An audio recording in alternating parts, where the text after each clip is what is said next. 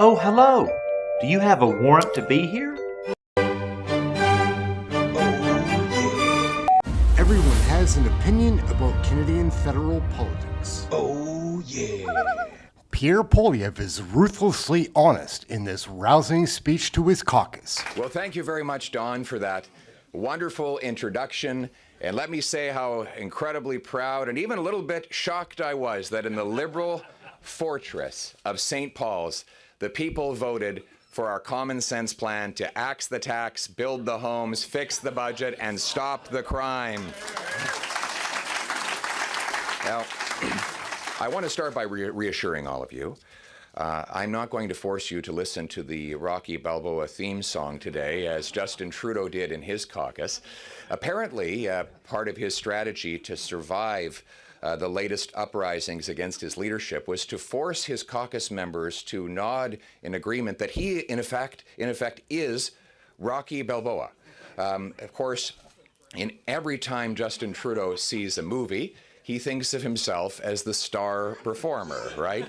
The lights are on him, and most of all, he is the victim of all of these unfair shots, and he is battered and bloody. This is from a man who inherited a multi-million-dollar trust fund from his grandfather, a famous name and political career from his father, who jets around the country and spends more than he emits more greenhouse gases than 14,000 average Canadian families combined. But yet he is somehow the underdog and the victims.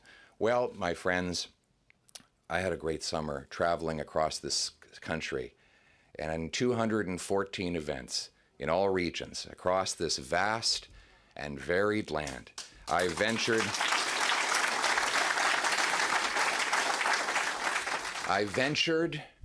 across the land from the fog-shrouded fishing villages of the Pacific and the Atlantic, the fertile fields of the prairies, the bustling factory floors of Ontario, the frigid frontiers of the North, and I have witnessed in the men and women that I saw in these places the real champions, the real fighters, the real Rocky Balboas, and they are going to have common sense conservatives axing the tax in their corners after the next carbon tax election.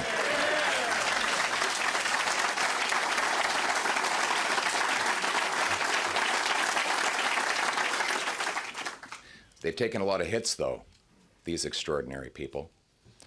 They took the sucker punch called the carbon tax, which Trudeau famously promised would never go above 11 cents a litre. Now it's 17 cents a litre, 60% higher.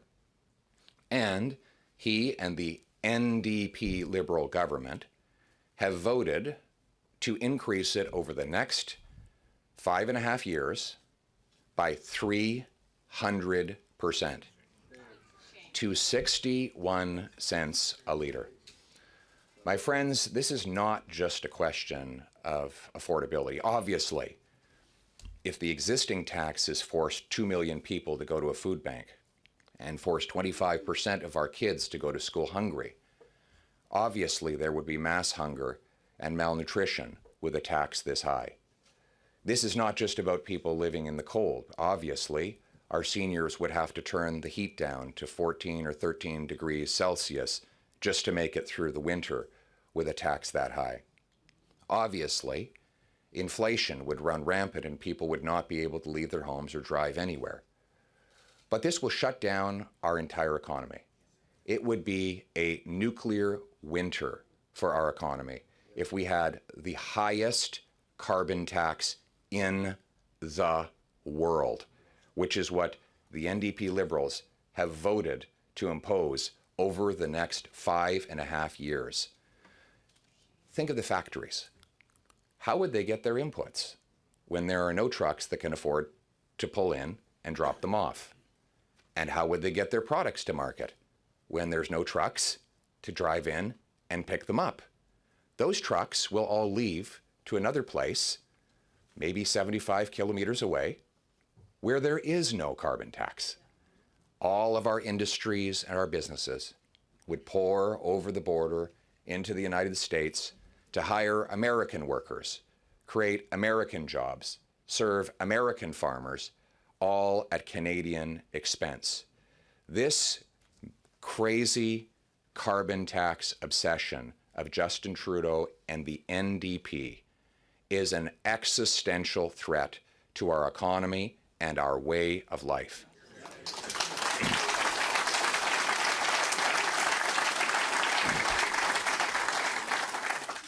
And what about Jagmeet Singh? He voted 24 times to keep or hike the carbon tax. Jagmeet Singh stood in the House of Commons and sold out the workers, the seniors, the farmers, the loggers who voted for him when he claimed he would be their ally. Instead, he wanted his pension, his $2.2 million pension that doesn't kick in until next year. And so he sold you out and signed on to a costly carbon tax coalition with the most irresponsible inflationary prime minister in Canadian history. And now, on the eve of a by-election, sellout Jagmeet Singh wants you to believe he's a changed man. He's a totally new person. He's forgotten about everything he's been doing for 2 years. But notice, he will not commit to doing what actually matters, which is to say, voting with common sense conservatives to trigger a carbon tax election where Canadians across this country can vote in a national referendum on the carbon tax, because that is what is coming.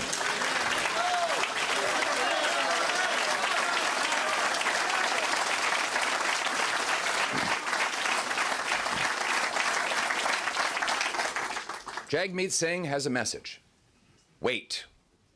Wait until he gets his pension. You can't pay your rent after the NDP Liberals doubled it.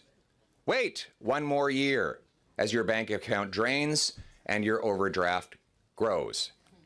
If your kid is going to school hungry, like 1 in 4 already are according to the government's own information, tell the kid to wait, because Jagmeet Singh needs his pension, and he needs a year to get it. If you're living on dangerous streets where crime and chaos have been unleashed by NDP Liberal catch-and-release policies, or you're witnessing the latest drug overdose death, or the violence that came out of the drug den in Kingston that killed multiple people, innocent people, Jagmeet Singh's message to them: wait. Wait until he gets his pension before we can reverse the carnage that the policies that he voted for and that Justin Trudeau and the Liberals keep in place caused in the first place. His message to our military, which is falling apart, is wait. Wait until 1 more piece falls off the airplane. His message to Canadians is wait for his pension. My friends, we know what he will do.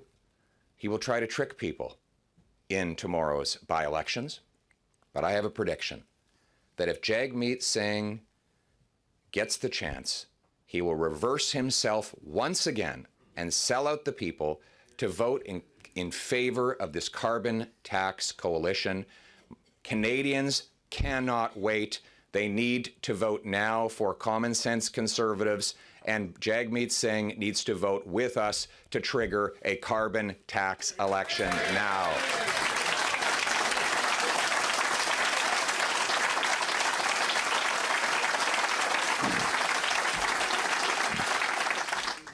And Justin Trudeau, he's just gone carbon tax crazy. We saw what he did. We saw what he did at his caucus meeting. It wasn't just Rocky. They brought out another celebrity, Carbon Tax Carney, right? Just to show how obsessed Trudeau is with the tax, he brought in one of the greatest carbon tax supporters in the world, Carbon Tax Carney, who said in his book, "The Canadian federal carbon pricing framework is a model for others. One of the most important initiatives is carbon pricing. The best approach is a revenue-neutral, progressive carbon tax." Right. And of course, right, the revenue-neutral carbon tax, like Ogopogo, the Loch Ness Monster. You hear about them, but you never actually see it anywhere. And so Carbon Tax Carney has one disagreement with the Trudeau government. He was against pausing the carbon tax on home heating. Carbon Tax Carney's only disagreement is that he wants the carbon tax to be bigger and higher and apply to more things. And now he's the one advising Justin Trudeau on the economy. Has he not read the Finance Department report, which showed that the carbon tax is subtracting $25 billion from our GDP, about $1,400 per family this year alone, a number that will rise to an annual $30 billion a year. If he had any economic prowess at all, he would stop being Carbon Tax Carney, he would break off with this costly coalition government, and he would understand that the only future for our economy and our country is the common sense Conservatives who will axe the tax, build the homes, fix the budget, and stop the crime.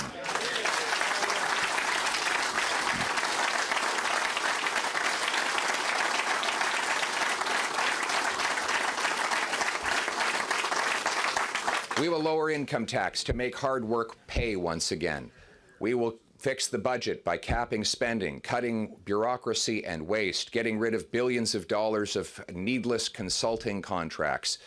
We will build the homes by requiring municipalities speed up permits, free up land, and cut development charges to build 15% more per year as a condition of getting federal money. We'll sell off 6,000 federal buildings, thousands of acres of federal land. We'll back the trades with powerful new Red Seal material that provinces and schools can voluntarily adopt so that we train the young people and we have the boots, not the suits, that are necessary to build the homes of the future, and those homes will be in safe neighborhoods.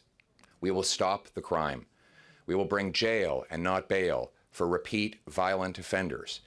Treatment and rehabilitation, not subsidized and legalized drugs, to bring our loved ones home drug-free.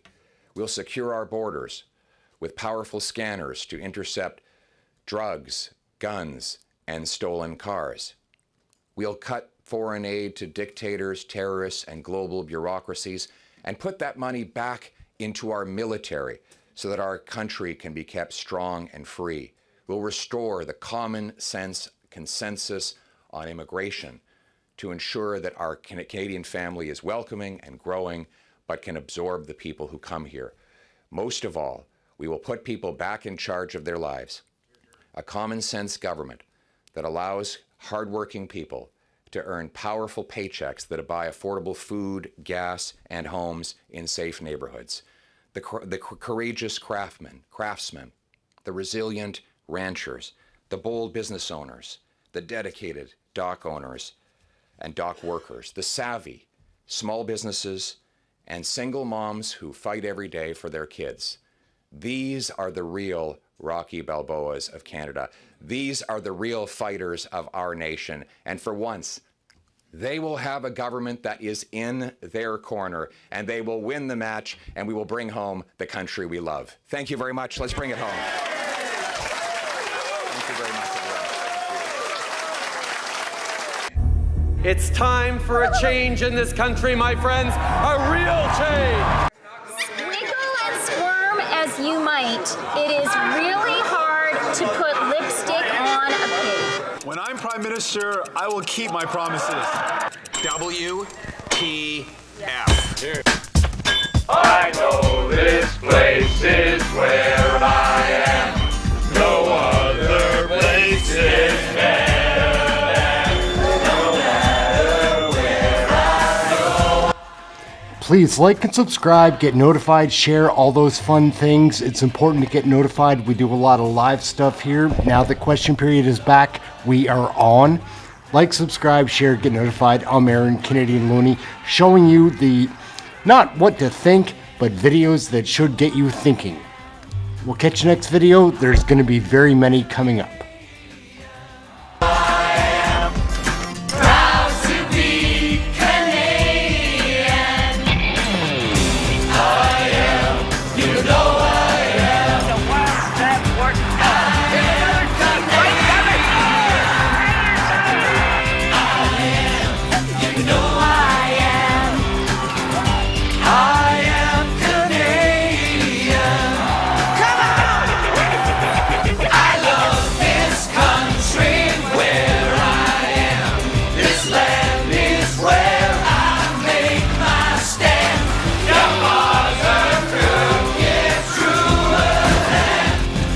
one we call Canadian.